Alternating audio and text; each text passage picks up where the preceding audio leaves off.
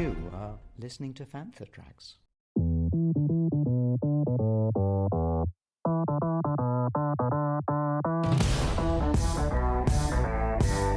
You're listening to Fantha Tracks. Flip through the galaxy of literature. Welcome to Canon Fodder. So, welcome back to the show, Ethan. It's been a while since we've spoke, and life has moved on, and careers have moved on, and all sorts of things have happened. How are you? I'm doing well. Looking forward to speaking again about Star Wars and anything else. Absolutely. Well, let's get straight into it. The first thing that comes to my mind is Codebreakers. Really enjoying it at the moment. It's over at Dark Horse. We're 2 issues in as we speak. I have read the 3rd issue, but we can't talk about that because this will come out before issue 3 comes out. But it's just as good as issues 1 and 2. So when the opportunity came to do something else in the Star Wars realm, how did the project come to you? So I've been talking to Spencer Cushing, who is a fantastic editor over at Dark Horse, for a while, trying to find something that we could do together. I love Dark Horse. I love Marvel. I'm a freelancer, so I'm not. There's nothing partisan, it was a really good opportunity. Actually, I think Mike Siglain was the one who I was having lunch with him, and he was like, "Hey, what if you did something with?" Because the anniversary of The Force Awakens was coming up, so like, what if you did something with Poe Dameron and BB-8. So if my memory serves the order of things, that kind of sparked me starting a conversation with Spencer, and it kind of rolled from there. So when an idea like that comes along, so obviously, as you say, 10 years of Force Awakens later this year, I guess it's this calendar year, which is insane. I can't believe it's 10 years. And an idea is formulated. Where does that sit? Is that a case of Spencer and maybe Michael saying, you mentioned Poe Dameron, we've got this concept for a Poe Dameron idea, or is it just that, hey, Poe Dameron and BB-8 fill the page? It was pretty much like, what is your, what would you do with them? And I kind of wanted to play in that time, sort of just before The Force Awakens. Poe Dameron is sort of still kind of cocky and kind of making his legend within the Resistance, and I like the idea of pitting him against a enemy ace that would be a formidable foe, and I like the idea of a secret weapon that turned out to be different than what you would think would be at sort of the end of that mission. So it kind of created a fun all ages premise, because that's the other thing. It had to be, a lot of stuff I do for Marvel is a little on the darker side compared to an all ages book. So this had to feel a little bit like, there's danger and there are obstacles, but it doesn't have that sort of darkness that you would get in a Bounty Hunters or something like that. Yeah, that was one thing in one of the reviews I wrote, was that the book couldn't be more you. It's totally an Ethan book. But that being said, it's definitely an all ages book. It's got slightly more madcap, slightly more, energy maybe. Whereas, as you say, Bounty Hunters, that show felt like a show. That comic bounced around so much galactically. It was moving, never stopped moving. And this has got that same sort of pace. So it's still totally got your tone. But as you say, it's definitely pitched at just a couple of notches down from that more mature Bounty Hunters crowd, isn't it? Yeah, and which was fun. I have lots of friends who have kids, and they're always like, "Oh, they love Star Wars. Can you recommend any of your books?" And I'm like, well, there's maybe Galaxy's Edge, and like they're, I kind of like, don't necessarily want an 8-year-old seeing Valence's arm and heart ripped out or whatever. So so it kind of limits what I can recommend. So it was kind of nice to sort of play in a sandbox where like my nephew can actually read this now, Because Star Wars at the end of the day should be fun, at least on some level. Absolutely. Obviously there's a place, and Andor is my favorite Disney era Star Wars anything. But you don't want everything to be like Andor. You want there to be some entry points for kids. And so I kind of hope that this is something that, someone can feel comfortable giving to their 8 or 10-year-old and not have them horribly scarred for life. Just slightly scarred for life. Just slightly scarred, It- temporarily scarred. That's it. Yeah, they grow out of it. What I liked about this, though, in the performances, BB-8 is just BB-8. He is who he is. But as you say, Poe is just a bit more cocky, and he's just a bit more arrogant, and it's just dialed up a bit, and it's that unburnished diamond that Leia's trying to polish into the hero leader that you'd like to think he gets to by sort of episode 9.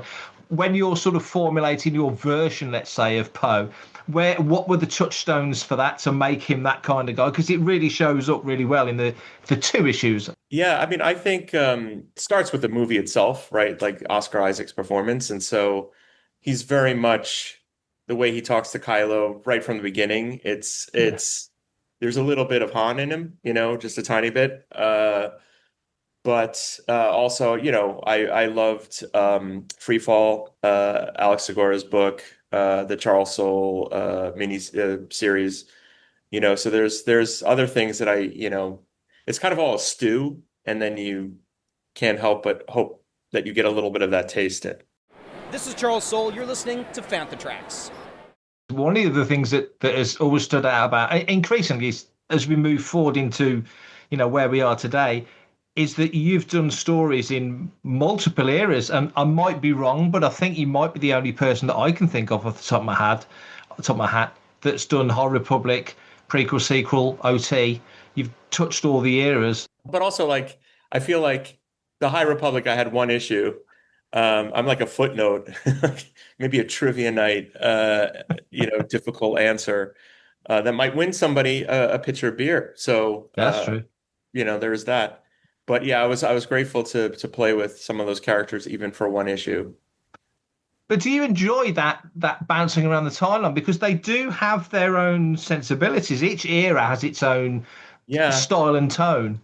I do enjoy it a lot. I think a lot about having written both Jango Fett and Boba Fett as an example. Like they are considered very similar characters in one way because they have the same weaponry, they have a very similar look, they fly basically the same craft. But they're very tonally different, and the galaxy that they sort of make their way through has changed.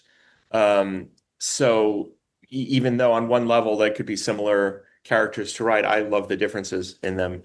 So it's kind of fun to sort of hop between eras, between different characters. I tend to not get many Jedi or Sith. I tend to mainly get the flawed, sort of what you would call in the Marvel universe the street level characters. Not the ones that are going to save the world from Galactus, but the ones that are going to foil the Kingpin's plan on flooding the street with heroin or whatever. But the Star Wars equivalent of that. Often those guys are the most interesting. You do sort of have the archetypes, the big characters, the top line characters, which of course are always going to grab the attention. But certainly, I love Bounty Hunters, so I'm always soft for that series. So that really gave you that, exactly what you say, that street level feel. So working in that realm, and then stepping back to Poe, of course, Poe is on a trajectory of heroism, isn't he? So, but you're picking him up at a slightly different point. So even that feels like an upward street. And he's a human character where he doesn't have those mystical abilities that Rey or before her Luke and Ahsoka, all these characters have, and they're great characters and they have their own challenges, which could be fun. I mean, there's nothing more exciting for a Star Wars fan than a lightsaber battle, but I do like those characters that you feel like you could be in that world. I never really thought of when I was a kid, I wasn't pretending to be Luke Skywalker on the playground. I was pretending to be Wedge Antilles. Nice. Unfortunately, I'm not kidding. But I do think Wedge Antilles, just not to sidetrack this interview completely and crash it into the wall of the trench of the Death Star, but I always liked Wedge a lot because I felt like he was the smartest character. He always knew when to leave. Yes. He always knew when to leave. He knew he contributed, and he's like, oh, got some paint scratch on my X-Wing. I'm getting out of here early. And, that's why he gets out just before Lando Calrissian and he's always times his exits better than anyone. That's a really good observation. It's similar to somebody mentioned the other day how whenever Luke has big moments with the Force, he tends to be hanging upside down in Empire, with the Wampa and then off the bottom of Cloud City, or I hadn't doing a thought of that. handstand on Dagobah. Wow, I had not thought of that. And it's similar to Wedge. It's like, you're right. He knows when to bug out in the Death Star trench. He's the same on Hoth. Best sense of timing in the entire Star Wars saga. What he could do, what he couldn't do. Very true. Another thing is that you've done a number of these miniseries with House in Legacy, with Galaxy's Edge, even with the Beyond Victory one shot. What is it that you think draws the editors to wanting you to come on board to do these titles? I mean, I think my superpower, and this sounds like I'm full of myself, but I'm very fast. So if there is a project that, like Beyond Victory, I had to, because we wanted to have it ready for Star Wars Celebration. Yeah. I basically pulled an all-nighter to get the outline, and then I think I submitted the script within a week. So because there are all these approvals, there were 3 different artists. Like, it was a feat. Everyone, from ILM and MetaQuest to Lucasfilm to Marvel to me to the artists, like we really wanted this to be in the hands of fans. 2 months, like the average comic book takes 4 months, I would say, like best case scenario, from when you start to when it's out on the store shelves. Like that's a fast book. This we did in 2 months. Oh wow. So I think one of the things is I'm fairly quick. So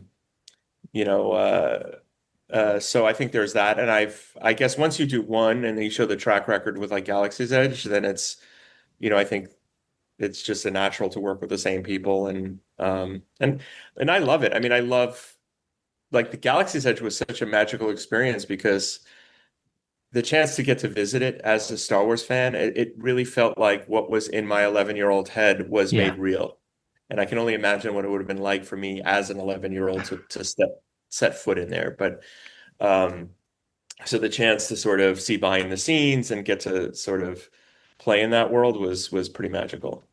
You did House in Legacy as well. I'm curious, did you get a chance to go on the Star Cruiser? I didn't. There was some talk about flying me there and doing like a signing, not on the ship, but outside. And then I wanted to go on my own. And you think you had more time. And then by the time that I just couldn't make it work schedule-wise. And so it's just, unfortunately, that is something I will add to my list of regrets, is that I never got to. Because, just even from my vantage point and seeing the behind the scenes a little bit, and how much love and effort and talent and cutting edge technology was put into that, it really, for as long as it was operating, it was a magical thing that they could make that. I know you had that experience. Okay. I did, yeah. I was very lucky. I got right near the end of it. Just the stars aligned and it worked out great. You could feel when you were doing it the thought and attention that had gone into making it work. So for Star Wars fans, it was, really as good as it might ever get. As without actually being physically in the Outer Rim, that's as close as you can get. And I know I've met some fans when I did a signing in Orlando who literally had gone on 6-7 times. Yeah. It changed their lives. And so they were, they brought copies. They made me friendship bracelets, and another friend of mine brought me a little die-cast replica of the Halcyon Legacy. The Halcyon. So it's, I regret that I couldn't do it, but just living vicariously through other people who did it, it was pretty magical. You're totally part of the legacy. I think you allude to those people. You mentioned those people who did it. On our cruise, we had somebody who'd done it 6 times, and when we left, they were going to do a 7th. And any connection to the Halcyon is hallowed turf for those guys. There may be some news in the not too distant future that is not exactly comic book related, but sort of cryptic. Cryptic is good. For everything in one location, daily news, reviews, interviews, podcasts, video, and social media feeds. Bookmark FanthaTracks.com for Star Wars news 24/7, 365.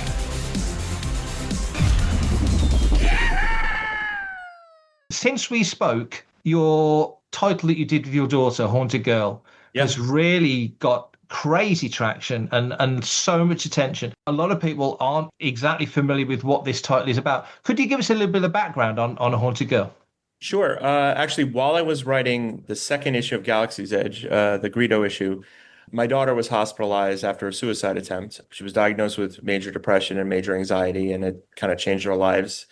And while she was in the hospital, I wanted to come up with a story that would inspire her, maybe others who are struggling with similar mental health struggles, just to A, like keep living, Yeah. and B, seek help, right? And so I wrote down in my notebook, the fate of all life on Earth rests with the girl who doesn't know if she wants to live.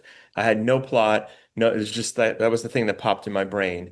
Yeah. And the journey with my creative partner, Marco Lorenzana, a wonderful artist from Mexico. It took so long to get made. There were some false starts with publishers. We were close to a publishing deal in February of 2020. And then March 2020 happened. They sort of contracted a little bit on what they were planning on doing. So we couldn't make it work there.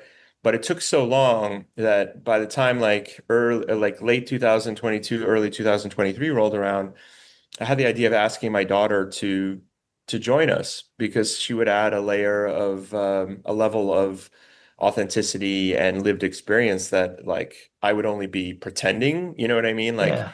there would be a genuineness about it. And so I really was worried because I wanted her to really think about if she wants to do it because she's going to put her very private, personal mental health history and make it public. Yeah. You know, every interview, like if she goes to a job interview, somebody can use a search engine, and that's the first thing that's going to pop up. So I was like, you have to really believe number one in the mission, and number two in the there's a power in sort of owning your own story. Yeah. And so she did not hesitate. This is what she wanted to do. And it really made the book better. So it's a story of a 16-year-old girl named Cleo who's half Japanese, like my daughter, Yeah. adopted, not like my daughter, but there's a plot point for that. And if she turns out like she's fresh out of the hospital, struggling to reintegrate to school, you know, feeling suicidal, depressed, and finds out that she's the only one who could stop a supernatural apocalypse. It's very Japanese horror, visually influenced. Yeah. And so we teamed up with the American Foundation for Suicide Prevention and the American Psychiatric Association. So there were like resource guides in the back, and like we were picked up by like People Magazine, NPR, CBS News. We won an award, the AFSP Lifesaver Award. And my daughter just like last month is the face of a national PSA, public service announcement, with multiple different senators or representatives, which both Democrat and Republican, which in my country, you almost never see something that an issue that is nonpartisan. And so that's going around local TV stations around the country. We're trying to get a sequel up and running, so hopefully. Right. And the whole process, did it help her? I Because think obviously, so. I yeah. mean, we go around the country to convention. I mean, I mainly go, like she's in university, but Yeah. the ones that she's gone to too, people come up to us all the time. Like I think of a signing I did in Annapolis, Maryland at Third Eye Comics, a wonderful store out there. And a high school teacher came up to me and said that he had bought copies of A Haunted Girl #1 for at-risk students in his class. And one girl called the crisis telephone hotline when she was thinking of suicide. And so like, no matter how many copies we sell, no matter anything else, like we know that one person when they needed it had that number in front of them and was inspired to call it. So, you know, that gets me a little choked up thinking about it Yeah. because that's one person, but hopefully there were others, and you know, hopefully it's entertaining to everybody, and you know, for those teens who get something else out of it, hopefully they get that out of it. And what has it meant to you? Because obviously I know you as a Star Wars guy, and that's how we connected. So that's the core of that thing, if you like. Yeah. But then this is something so outside of that and so personal to you and your family. What's it been like for you as a writer and an author to watch this journey of this story go on? And obviously your daughter's part of it, which has got to be special. Yeah, I mean, the way I would for non comic book creators, like the basic analogy I always use is like most of what I do, if I work for Marvel or DC or you know on Star Wars or something else, it's usually what's called work for hire, and it's like being a session musician in Taylor Swift's band. So you might play the guitar line in a Taylor Swift hit but that's not your song. And it's Yeah. like you feel good that you're part of this thing that means a lot to a lot of people. At the same time, there's something also special about your own tune, like your own band's tune. And so that's what creator owned is. It's like it's our story. It's Marco, Naomi, and my story. So there's like, an extra level of special. But that said, I grew up a huge Star Wars fan. So the chance to contribute, because that's the beauty thing, one of the beauties of both Star Wars, and now I'm doing working on a comic book for James Cameron's Avatar.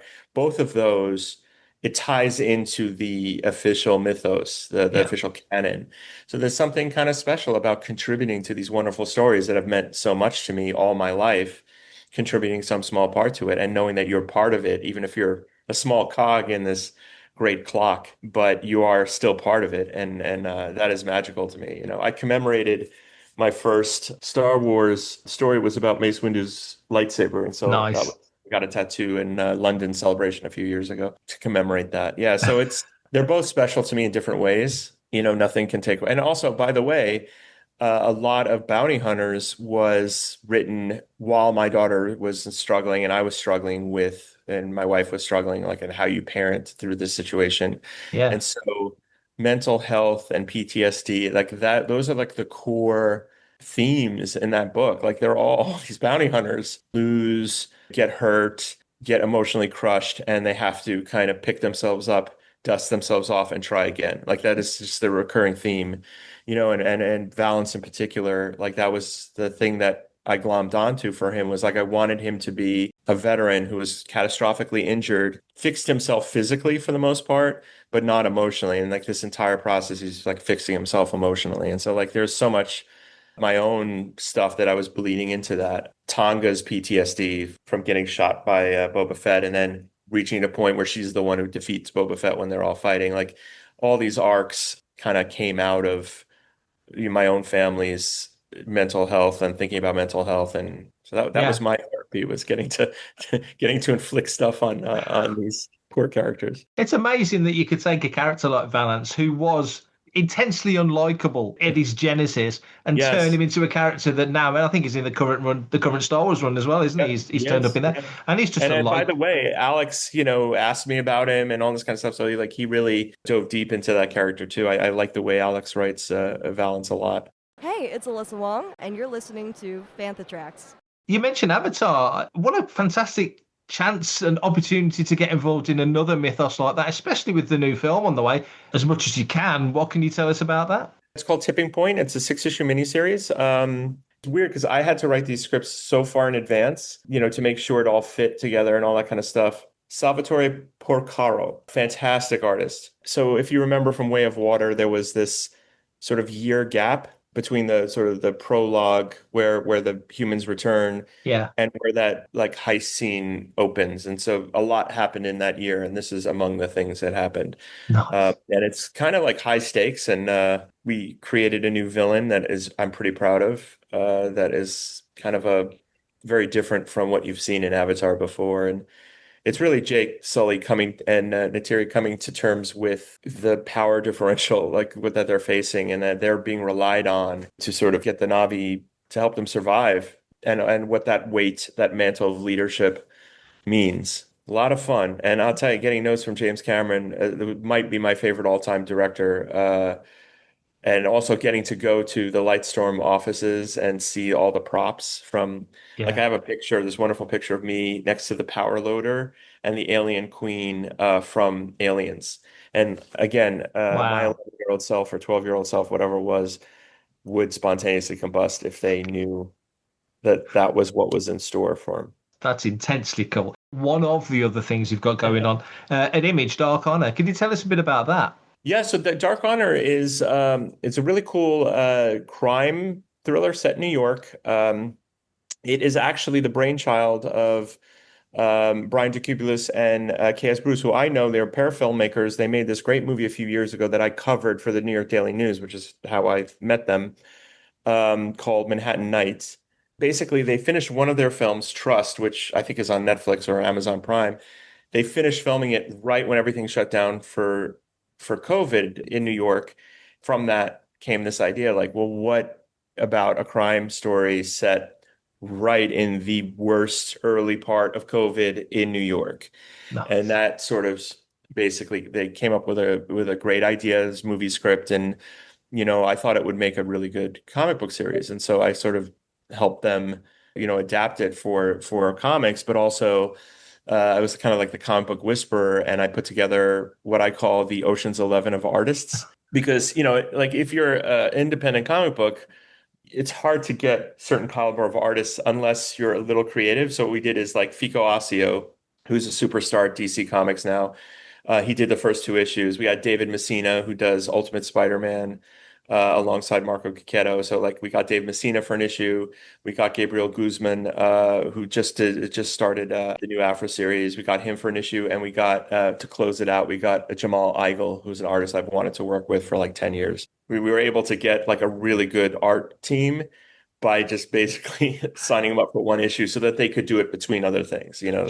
We knew we couldn't like compete with Marvel and DC for those kind of superstars, but because we were able, because we went for them in a very calculated way, we could do it. And so I'm kind of proud of that. That's my kind of favorite part of contributing to this, was getting those artists, because that's kind of brilliant. Looks stunning. Yeah. Conventions wise, what have you got coming up? Is there anything on the horizon?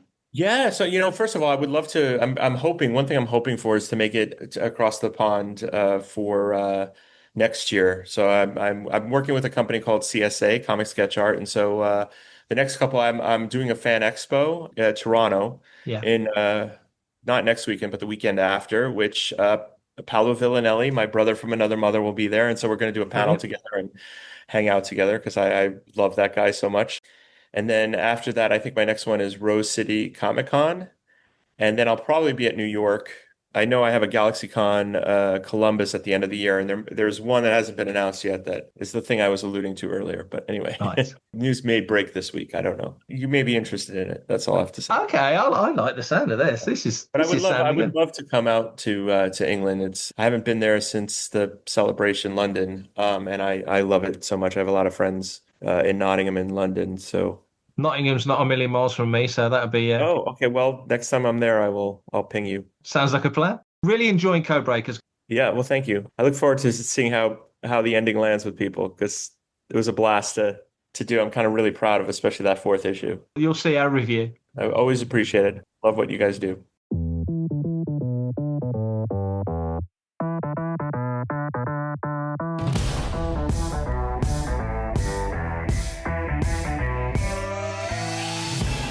Thank you for joining us for this special edition of Canon Fodder.